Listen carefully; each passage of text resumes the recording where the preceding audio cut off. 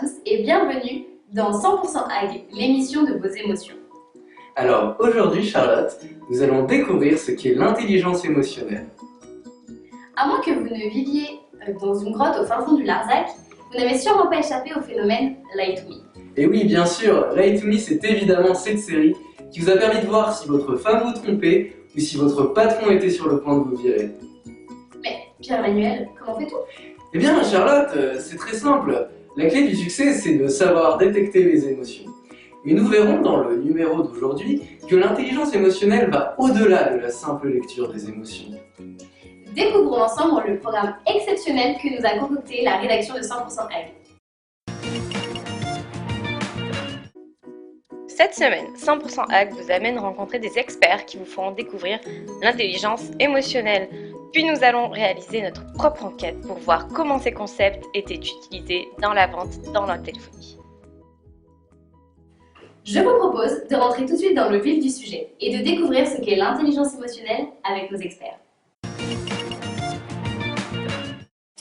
D'abord c'est identifier, ensuite c'est comprendre, ensuite c'est réguler. Vous avez quelque chose de séquentiel quand même là-dedans. On peut dire que c'est le fait d'avoir du bon sens et de le développer. En fait, c'est la capacité que l'on va avoir à gérer nos propres émotions, à pouvoir aussi gérer les émotions des autres, et j'allais dire de mettre en interaction un petit peu tout cela. C'est très joli tout ça Charlotte, mais concrètement, dans la vie de tous les jours, comment devient-on un S du QE? C'est vrai que vous en auriez bien besoin. C'est parti pour une séance de coaching avec le consultant.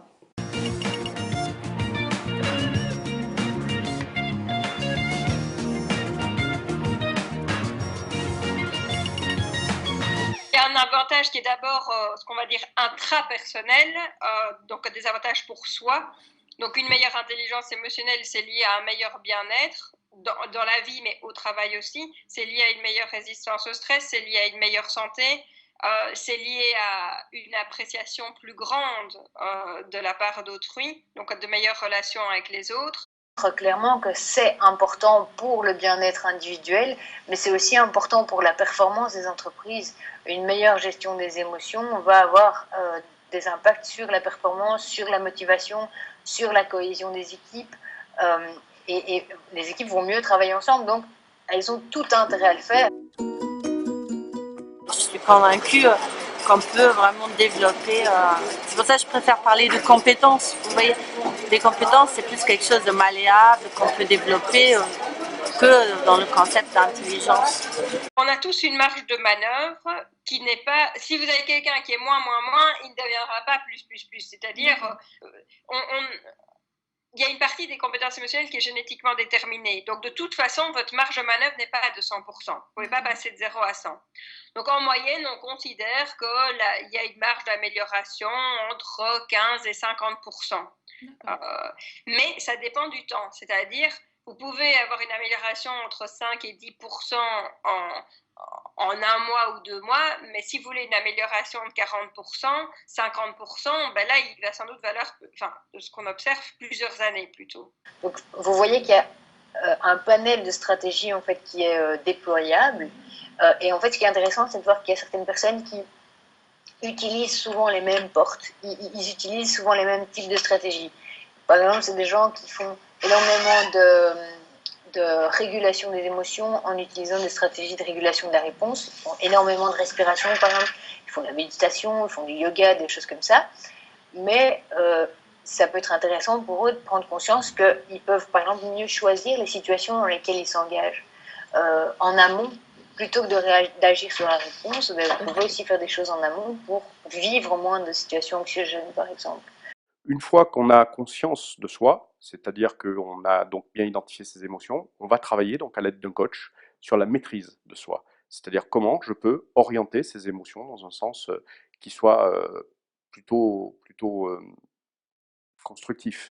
Vous voyez vous-même, par exemple, je ne vous connais pas, je ne connais pas votre personnalité, mais supposons que vous soyez des filles plutôt sympa d'ordinaire, par exemple, eh bien, en situation je ne sais pas comment vous appelez ça en France, mais de blocus, donc quand vous étudiez pour vos examens, le stress monte, et là, vous êtes beaucoup moins sympa avec les autres, parce que vous êtes plus irritable. Et donc, il y a des contextes dans lesquels ce que nous sommes peut moins se manifester. Et donc, vous pouvez avoir quelqu'un qui est émotionnellement compétent, mais si cette personne perd son emploi, puis que son mari la quitte, et puis qu'en même temps, un de ses enfants tombe gravement malade, mais ses ressources vont être amoindries, et or, gérer ses émotions, ça demande des ressources, tellement amoindries que, si vous voulez, ces compétences émotionnelles ne pourront plus se manifester. Elle pourra plus bien gérer ses émotions, elle sera plus à l'écoute des autres, parce qu'alors les gens rentrent dans une espèce de mode de survie.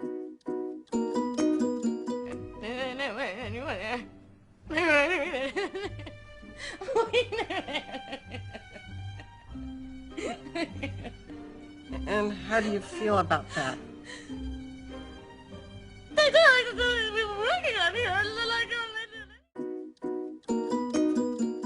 Donc l'intelligence émotionnelle, elle se voit dans la capacité à identifier des émotions qui sont faiblement exprimées ou bien exprimées de manière très rapide. Et donc un manager qui est capable d'identifier un agacement au début, il va pouvoir y remédier avant que son collaborateur devienne franchement en colère. Bosnick, your behavior is unacceptable. Unacceptable? I've been getting your coffee and doing your work For 5 years now. And when a good position actually opens up, you give it to the biggest dick in the world? I don't know about the biggest in the world, but it's definitely the biggest one in the room.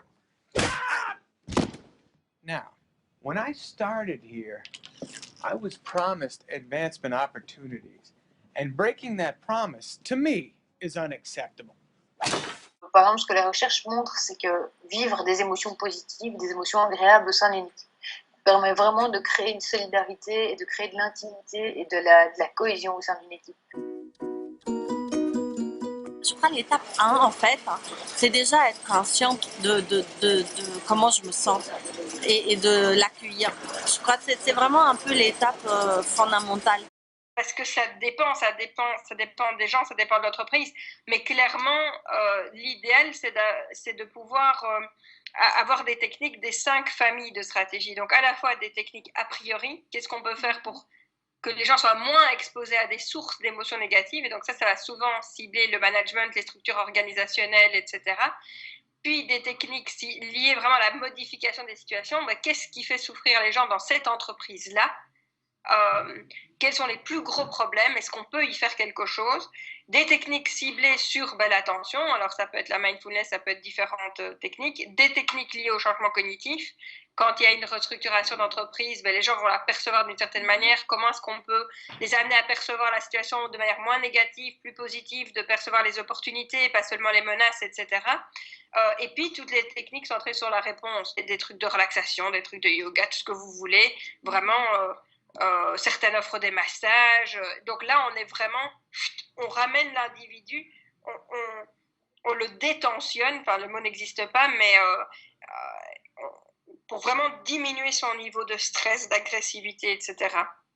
Les outils simples qu'on peut faire, c'est dans toutes circonstances, il arrive à tout le monde de subir des émotions qui sont un peu importantes. Quand on passe un examen, par exemple, rien que l'idée de la préparation de l'examen, on a la boule au ventre. Le fait d'avoir une interview avec des jeunes, on peut avoir la boule au ventre, c'est de dire, tiens, en ce moment, comment je me sens et pourquoi ça crée ça chez moi. Un des exercices qu'on peut faire, une fois qu'on a identifié ça, c'est d'essayer de dire, mais une fois que cet examen sera passé, qu'est-ce que je vais éprouver? C'est-à-dire de projeter l'après. Vous savez, tout ce qui est journal intime, en fait, et on se rend compte que des gens qui écrivent des journaux intimes, mine de rien, ça leur apprend aussi à porter attention à leurs émotions, à les analyser, donc ça développe aussi, voilà. Moi, parfois, quand j'ai une situation difficile que j'ai eue ou que je dois affronter, moi, je prends une feuille et je vais la préparer avec des grilles de lecture émotionnelle. On peut agir aussi sur toutes ces dimensions en fait. Par exemple, en faisant des techniques de respiration, on va pouvoir calmer son rythme cardiaque, diminuer ses réponses physiologiques de stress. Et en fait, quand on fait ça, on réduit aussi l'émotion qui est sous-jacente, qui est la cause de ça. Il y a le lire, mais après il faut le observer. Vous voyez, il faut le observer et le monde il est fait pour. Alors, c'est posez-vous la question, voilà, c'est quelle émotion sur tel visage, tiens, dans le métro, la personne a fait cette tête, tiens, ça pourrait être quoi comme émotion et puis voilà, du coup, c'est vraiment prendre le monde comme un terrain d'entraînement. Eh bien, Charlotte me ferait penser à montrer ces vidéos à mon conseiller bancaire. Il en aurait bien besoin. Ça tombe bien Pierre-Emmanuel, les équipes de 100% Ag sont allées sur le terrain pour voir comment les managers en vente l'appliquent au quotidien. C'est un reportage choc pour 100% Ag.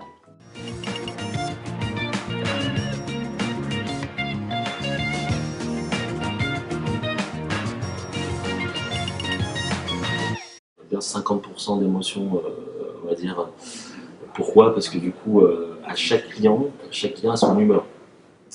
Donc, du coup, on doit s'adapter, quoi qu'il arrive, à son humeur. Chaque client est différent. Pour moi, il faut s'adapter à chaque client. Si le client est énervé, on va essayer de le calmer, on va avoir une voix plus douce. Si le client il est joyeux, on va plus parler avec lui. La vie de tous les jours. Enfin, c'est très important. En fait. Et donc à ce moment-là, effectivement, il est déjà arrivé que par exemple un client arrive sous et donc agresse verbalement. Il y a eu une fois c'était un client avec un couteau ou avec un taser qui a menacé donc un des techniciens. Donc dans ce cas-là, forcément, il faut savoir déjà gérer ses émotions à soi d'abord pour pouvoir mieux réagir à celles des autres et ensuite gérer évidemment les émotions des clients en face. Ça, c'est ce qu'on appelle aussi la capacité à réguler ses émotions. Donc, réguler ses propres émotions. Hein. Quand vous êtes dans un magasin et quelqu'un débarque en criant parce qu'il n'est pas content du produit qu'il a reçu, ça génère des choses chez nous. Donc, il faut être capable de réguler sa propre émotion. Et puis, réguler les émotions d'autrui. Comment est-ce qu'on va pouvoir accueillir l'émotion de la personne qui est rentrée dans le magasin? Après, ouais, je me fie beaucoup aux expressions de son visage quand je vais lui répondre. C'était une mamie qui était énervée par rapport à une facturation, elle comprenait vraiment pas. Elle est rentrée déjà en hurlant dans la boutique. Et là l'idée, au lieu de m'énerver, c'est que je l'ai en fait isolée au fond de la boutique, tout au fond, pour essayer de la calmer en parlant tout doucement. Donc, du coup, tout doucement, automatiquement, sa voix elle a baissé. Et là on a réussi à régler le problème, je lui ai dit que j'étais là pour elle, pas contre elle. Et au fur et à mesure, elle s'est calmée, et puis elle m'a même ramené du chocolat. Je respecte quand même une limite, une distance, on va dire, de sécurité entre guillemets. Les émotions, ils fonctionnent en réseau associatif. Donc en fait, vous pouvez aussi agir là-dessus. Vous voyez, vous pouvez aussi essayer, vu qu'il est en colère, essayer de l'emmener et d'activer d'autres émotions. Moi, donc ça m'est arrivé en fait qu'un client arrive, je le trouvais au début, quand il a commencé à me parler, je le trouvais assez calme en fait. Et très soudainement, il a commencé à m'agresser verbalement, à me dire, en fait, à crier très fort. Donc, sur le coup, moi, c'était la première fois en fait que j'étais confrontée à ce genre de situation-là. Donc, première chose que j'étais choquée. Donc, j'ai pas su réagir, j'ai pas réagi sur le coup. Il a continué à crier. Donc là, c'est à ce moment-là que le vigile est arrivé. Une de mes collègues qui était plus expérimentée puisqu'elle était dans la boutique depuis plus longtemps est arrivée pour lui parler, pour essayer de le calmer. Comment ça marche à ce moment-là? Généralement c'est une personne qui prend le client à part, qui lui dit maintenant monsieur, on va se calmer, on va souffler un bon coup et on va en parler de qu'est-ce qui se passe, mais d'abord avant de parler on va se calmer. I can't believe you can have a heart failure just from being sad. I mean, how are you supposed to treat that? He's coding. Get me a box of kittens, stat!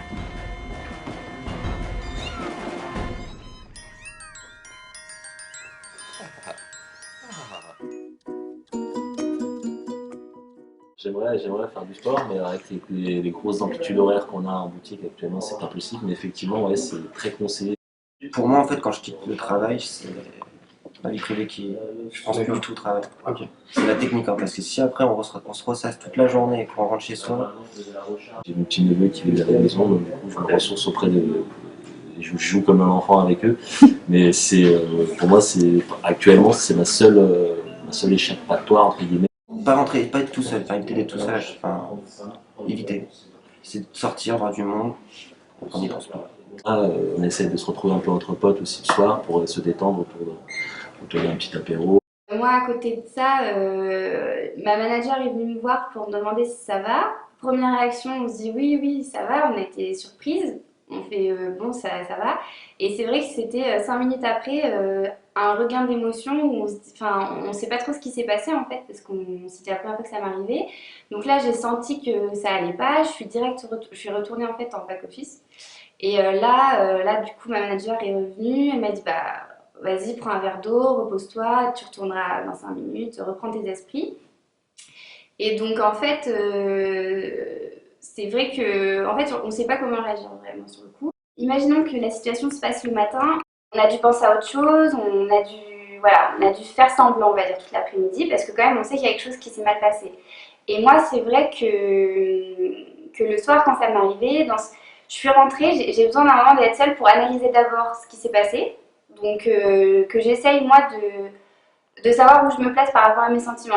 C'est vrai que le soir j'avais mal dormi, j'étais pas bien et le lendemain matin quand on m'a reposé la question alors est-ce que ça va, comment tu te sens, quand ma manager m'a demandé cette question, c'est vrai qu'à ce moment-là j'ai craqué, j'étais bah, ça va pas parce que j'avais l'impression que personne m'en avait reparlé le lendemain comme si tout allait bien.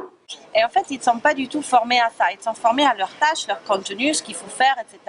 Et donc, en fait, c'est quelque chose, elle le dit à un moment dans le reportage, elle dit c'est un truc qu'on doit l'avoir, c'est hyper important, mais en fait, on ne l'a pas eu.